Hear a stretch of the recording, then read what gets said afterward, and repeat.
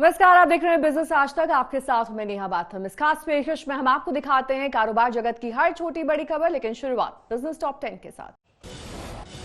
Vivo की जगह IPL sponsor खोजने के लिए बीसीसीआई ने सोमवार को जारी किया टेंडर। 180 से 200 करोड़ के टाइटल स्पॉन्सर के लिए टाटा, अडानी, आरआईएल और पतंजलि रेस में शामिल। कोरोना वैक्सीन पर डब्ल्यूएचओ ने दी चेतावनी, कहा लोगों की उम्मीद के मुताबिक वैक्सीन का जादुई गोली जैसा नहीं होगा असर। एफडीआई की मंजूरी में लगने वाला वक्त 3 से 4 महीने से घटकर अब 5 से 6 हफ्ते रह जाने का अनुमान। आरबीआई को मिला मंजूरी देने का अधिकार। ग्रेच्युटी के योग्य बनने की मियाद को 5 साल से घटाकर 1 से 3 साल कर सकती है सरकार। मजदूर संगठनों की कर्मचारियों को 5 साल से पहले निकालने की शिकायत पर फैसला। सऊदी अरामको की रिलायंस के कारोबार की 20% हिस्सेदारी खरीदने की डील जारी। 2019 में $15 बिलियन में हुआ था सौदा। महारत्न कंपनी ओएनजीसी ने एक साल में अपना कर्ज 35.4% घटाया। कंपनी पर अब है 13,949 करोड़ रुपए का कर्ज। कोरोना संकट में भी म्यूचुअल फंड्स पर बरकरार है निवेशकों का भरोसा। जून तिमाही में पोलियो की संख्या में 18 लाख का इजाफा। एलआईसी की बंद हो चुकी पॉलिसीज को फिर से शुरू करने का मिल रहा है मौका। 9 अक्टूबर तक बीमा पॉलिसी को रिवाइव करा सकेंगे ग्राहक। सैंगयोंग में हिस्सेदारी खरीदने के लिए कई विदेशी ऑटो कंपनियों ने दिखाई दिलचस्पी। दक्षिण कोरिया की बीमार कंपनी में है महिंद्रा एंड महिंद्रा की कंट्रोलिंग हिस्सेदारी। और ऑटो सेक्टर में दिखने लगी सुधार के संकेत। ऑटो कंपनियों और ऑटो पार्ट्स कंपनियों ने शुरू की हायरिंग। कोरोना काल में सोना सबका चहेता बन गया है। सोने की कीमतें रोजाना नए रिकॉर्ड बना रही हैं। शादियों के फ्लॉप सीजन के बावजूद खरीदारों को सोने में निवेश करना फायदेमंद नजर आ रहा है। अब तो आरबीआई ने सोने पर मिलने वाले कर्ज की सीमा भी बढ़ाकर 90% कर दी है। आखिर कहां जाएंगे सोने के दाम, देखते हैं इस रिपोर्ट में।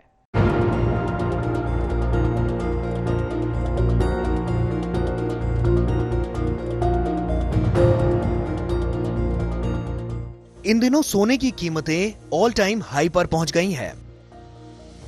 घरेलू बाजार में सोने के दाम 57,000 रुपए का आंकड़ा पार कर चुके हैं। कोरोना काल में सोना वीआईपी बन गया है। निवेशक जमकर सोने में पैसा लगा रहे हैं। इसकी बानगी लॉकडाउन के बाद खुली ज्वेलरी शॉप में बिक्री के ट्रेंड से आसानी से समझी जा सकती है। लेकिन ऑल टाइम हाई के बावजूद दुकान पर ग्राहकों की भीड़ लग रही है। इंटरनेशनली गोल्ड का रेट और ऊपर जाने का उम्मीद है और ऊपर जाएगा, इसलिए ज़्यादा से ज़्यादा लोग डे टू डे आके गोल्ड ज़्यादा से ज़्यादा खरीद रहे हैं। अभी जिस तरीके से सोने के दामों में तेजी का रुख बना हुआ है वो आने वाले समय में और बढ़ता हुआ नजर आएगा और सोने के दाम बहुत जल्द 57,000 तक जाते हुए नजर आएंगे। और ऐसे समय में चांदी के दाम भी लगभग 80,000 तक पहुंचते हुए नजर आ सकते हैं। आखिर सोने की कीमतों में इतनी तेजी क्यों आ रही है? इसके पहले 2007, 2009 और 2012 में भी ऐसा ही देखने को मिला था। मौजूदा तेजी के पीछे जानकारों का मानना है कि ग्लोबल रिसेशन में सोने की चमक बढ़ गई है। सेफ हेवन बाइंग जब भी सोने में होगी, दाम बढ़ेंगे। जियोपॉलिटिकल टेंशन के चलते भी ये महंगा होगा। जब भी सोने के दाम गिरते हैं, सेंट्रल बैंक अमूमन खरीदी करते हैं। इसी वजह से भी सोने के दाम में तेजी बनी रहती है। जिस तरीके से कोरोना की क्राइसिस चल रही है उसकी वजह से यूएस से स्टिमुलस होप में भी सोने में तेजी बनी हुई है और अभी सेंट्रल बैंक भी अपने सोने के रिजर्व को यहां पर बढ़ा रहे हैं और इसी वजह से सोने के दामों में बड़ी तेजी का दौर चल रहा है और आने वाले वक्त में अभी सोने के दाम घटते हुए नजर नहीं आ रहे। त्योहारी मांग के साथ ही अगर किसी देश ने अपने रिजर्व को सोने में बढ़ाया तो भी सोने के दामों में लंबी तेजी बनती है। अब भारत में फ्लॉप वेडिंग सीजन के बाद फेस्टिव सीजन में सोने की बिक्री के लिहाज से हिट होने की भरपूर उम्मीद है।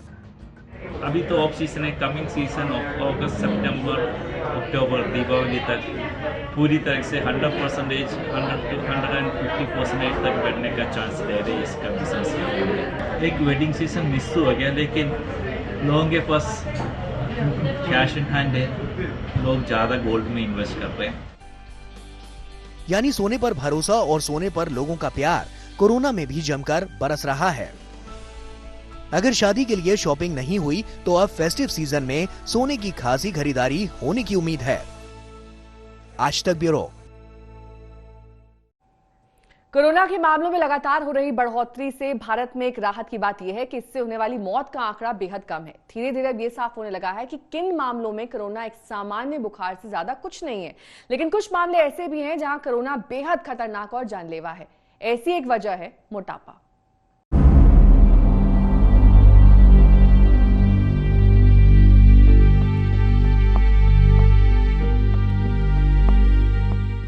कोरोना के मामले भारत में भले ही 20 लाख के पार हो गए हों, रोजाना मरीजों की तादाद भी दुनिया में सबसे ज्यादा है, लेकिन फिर भी कई एक्सपर्ट ऐसा मान रहे हैं कि कोरोना एक सामान्य बुखार से ज्यादा गंभीर नहीं है।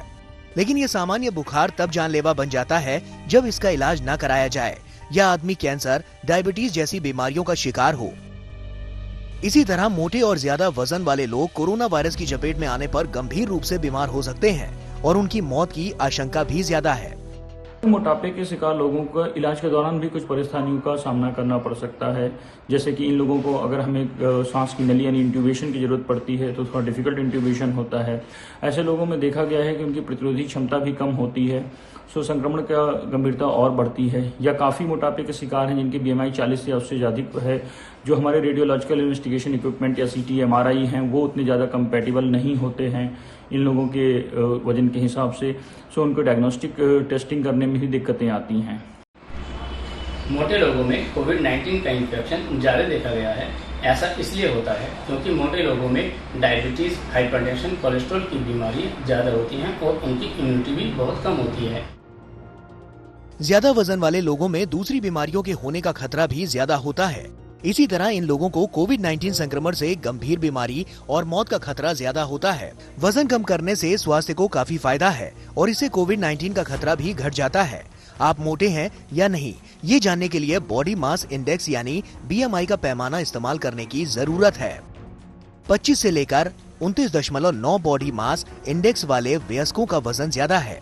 30 से 39.9 बॉडी मास इंडेक्स वाले लोग मोटापे का शिकार हैं। BMI को मापने के लिए किलोग्राम में वजन को मीटर में लंबाई के वर्ग से भाग देते हैं। मोटापे का पता लगाने का दूसरा सामान्य तरीका कमर के साइज से पता लगाना है। 94 सेंटीमीटर से ज्यादा कमर वाले पुरुष और 80 सेंटीमीटर से ज्यादा कमर वाली महिलाओं को मोटापे से जुड़ी मुश्किलें शुरू हो जाती हैं। कोविड-19 से भी बचाव के लिए मोटापा कम करना बेहद जरूरी है। आयुर्वेद और योगा वजन घटाने में बेहद मददगार साबित हो सकते हैं। बिजनेस आज तक में अभी के लिए बस इतना है, लेकिन देश और दुनिया की तमाम खबरों के लिए आप देखते रहिए आज तक।